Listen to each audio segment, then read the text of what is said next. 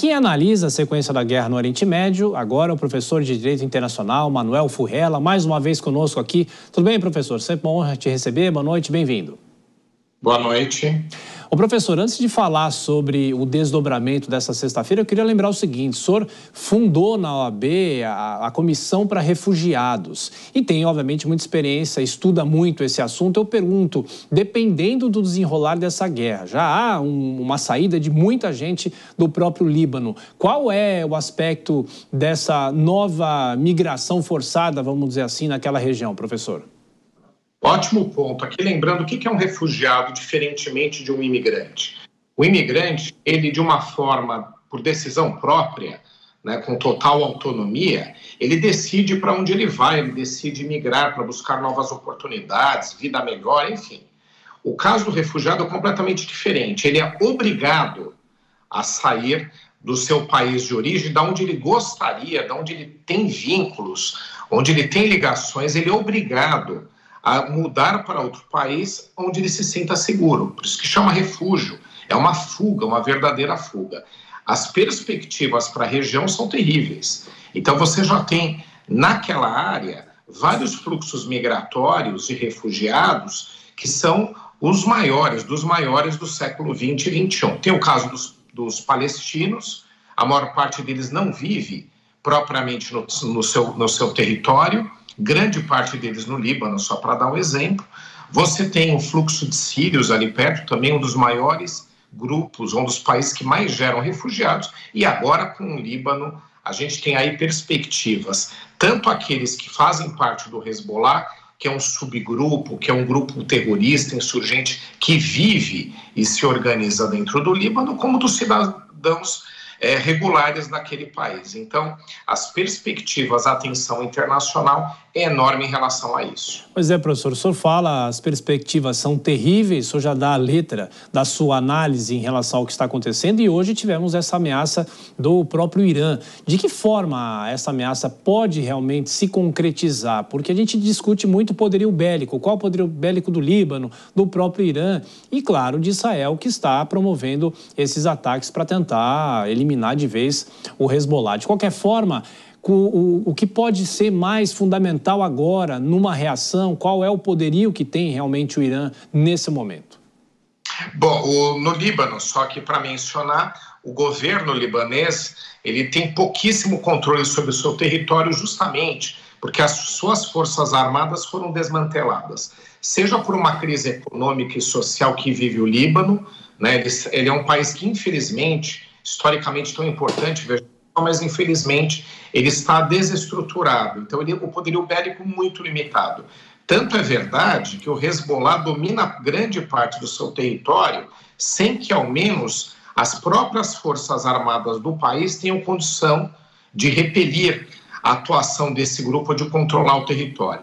Agora, no caso do Irã é diferente. O Irã é uma potência regional, sofre muito as consequências das sanções internacionais organizadas, autorizadas pela ONU por conta do seu programa nuclear ilegal, mas mesmo assim ele tem uma grande força, ele tem uma população muito grande, as forças armadas numerosas, equipamentos que estão superados tecnologicamente, mas ainda tem uma grande força de atuação. Israel é a maior potência militar de toda a região, mas numericamente ela sofre também por conta de ser um país muito pequeno, com uma quantidade muito pequena de contingente, mas tecnologicamente, em termos de equipamentos, tem aquilo que existe de melhor em todo o mundo.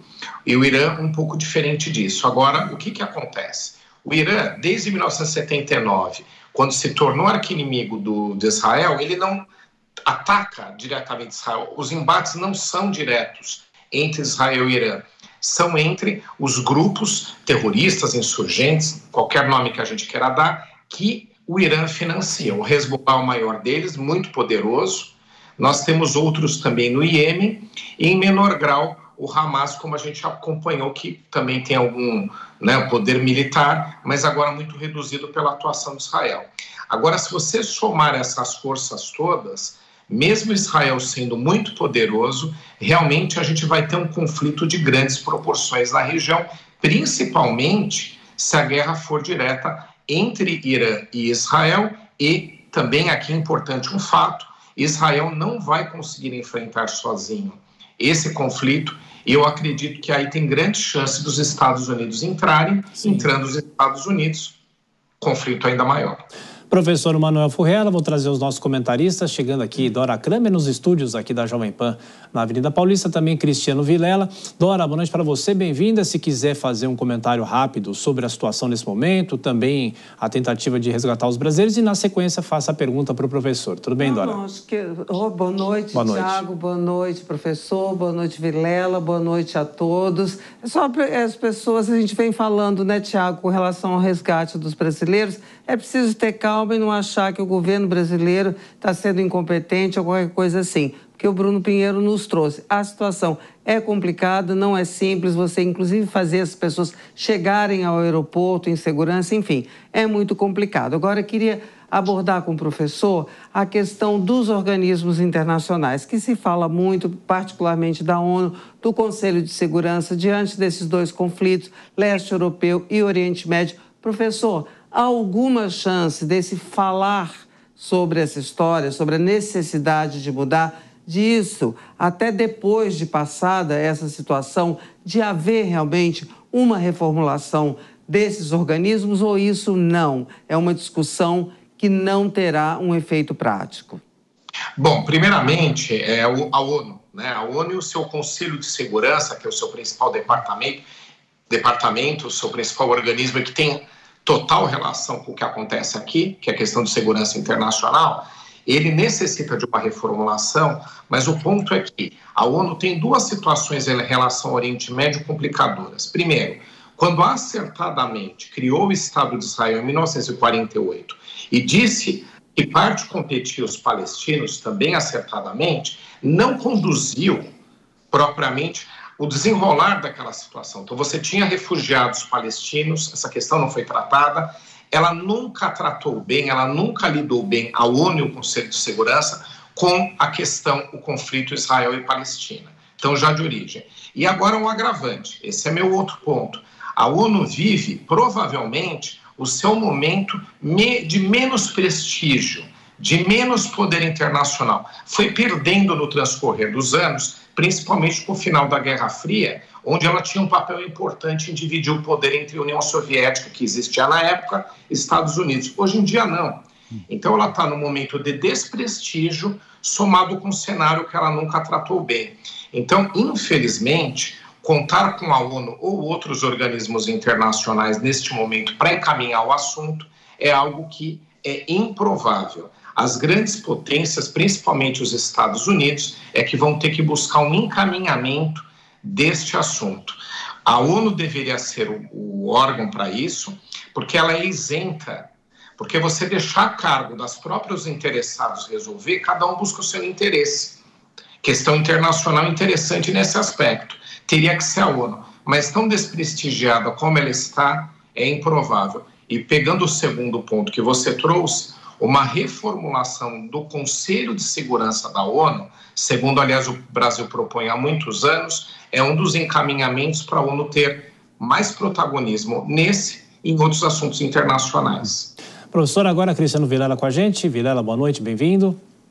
Boa noite, Tiago, Dora, professor Furriela. Professor, aproveitando o gancho, falando da ONU, eu quero chegar no outro ponto dessa história, que é os Estados Unidos, que estão vivendo um processo eleitoral agora em meio a esse contexto de conflito no Oriente Médio. Professor, o senhor entende que esse conflito, a escalada desse conflito, pode de alguma forma influenciar no pleito americano? E a mesma coisa o oposto. Se você entende que o resultado do pleito americano, de que forma pode influenciar na escalada desse conflito? Se a gente falar de Rússia e Ucrânia, que é outra guerra que está rodando, a diferença é muito grande, porque Donald Trump ele tem uma proximidade com Putin e tem uma proximidade com a Rússia, que pode ou não favorecer, mas de qualquer forma é um outro cenário, muda completamente, se for Kamala ou Donald Trump. Neste caso, se fosse Joe Biden o candidato e não é mais, seria diferente, porque Kamala Harris ela tem apresentado um discurso de campanha muito próximo de Israel, de apoiar Israel. Então, uma linha muito parecida com a de Donald Trump. A diferença ainda que eu vejo é que Donald Trump é próximo de Netanyahu, que por enquanto é quem governa o país. A gente não sabe como vai ser no futuro. E Kamala é um pouco crítica a ele. Mas há uma posição muito parecida, até interessante, dos dois candidatos em apoiar incondicionalmente Israel. Então, Kamala talvez um pouco mais de diálogo com palestinos, com outras partes envolvidas, mas a diferença não é tão grande. Então, se um dos dois sair vencedor, qual dos dois sair vencedor, não vai trazer uma diferença tão notável quanto seria se Joe Biden fosse candidato. Então, eu acho que o impacto eleitoral para os dois também não vai acontecer, já que o discurso de ambos é muito em prol de uma solução a partir de um fortalecimento de Israel. Professor Manuel Furrella, de Direito Internacional, como sempre, obrigado pela análise aqui na Jovem Pan. Um excelente fim de semana, boa votação, né? Bom fim de semana de eleições aqui em São Paulo. Um abraço para o senhor, até a próxima. Uma boa noite.